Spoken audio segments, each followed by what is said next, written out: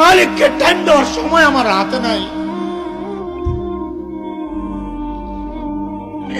একদিন তো আফসোস কর ভাই, কি করলাম, ইয়া লাইতানি কদ্দামতু লিহায়াতি, ইয়া লাইতানি কদ্দামতু, হায় এই জীবনের জন্য যদি কিছু বাটাইতাম।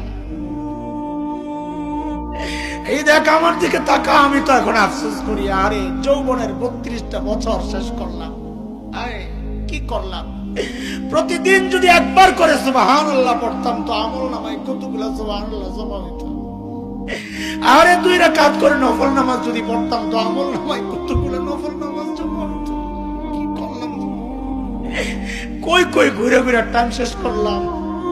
এখন তো আফসোস লাগে যখন আয়নায় দেখি দাড়ি ভাইকা সাদা হয়ে গেছে, যখন দেখে চুল সাদা হয়ে গেছে, বুঝি আরে টাইম তো শেষ, টাইম তো শেষ। ডাক তো এসে পড়বে যে কোনো মুহূর্তে। আই কি করলাম, আরে ভাই আমার মালিককে টাইম দাও, মালিককে টাইম দাও, ফালতু সময় খাইও না, নষ্ট করো না।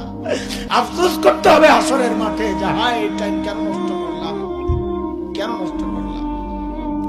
আখিরাতের পুঁজি বানাও, আখিরাতের পুঁজি বানাও। পুঁজি তো বানাইছি, কিন্তু ওই গাট্টির মধ্যে ওই আমল নামায় শুধু গুনার গুনাহ, গুনাহ।